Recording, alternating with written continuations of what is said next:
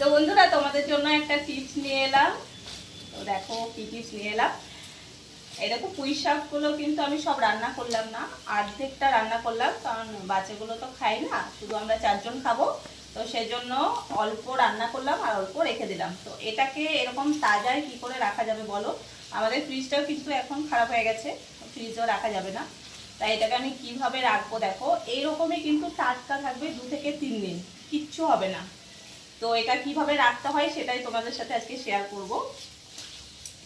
এই দেখো আমি অ্যালুমিনিয়ামের হাঁড়ি নিয়েছি।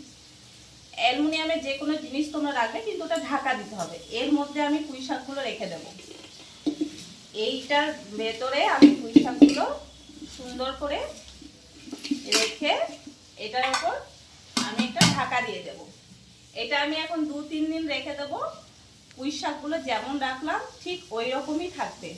তোমাদেরকে পরে আমি দেখিয়ে দেবো, যেদিন বের করবো সেদিনকে তোমাকে দেখিয়ে দেবো। তোমাদের পুঁই শাকগুলো কিন্তু ওই রকমই থাকবে। তো তোমরাও ট্রাই করে দেখবে আমার মতো পুঁই শাক যদি রাখতে চাও একদম তাজা, তো এইভাবেই রেখে দেখবে, একদম তাজা থাকবে 2 থেকে 3 দিন, কিচ্ছু হবে না। তো এই ছিল আমার টিপস। তোমাদের কেমন লাগলো অবশ্যই কমেন্টে জানাবে। আর কে কে এরকম করে রাখতে জানো, এই ব্যাপারটা যারা জানো তারাও কিন্তু কমেন্ট করবে। তো এখনকার মতোই পর্যন্তই, টাটা।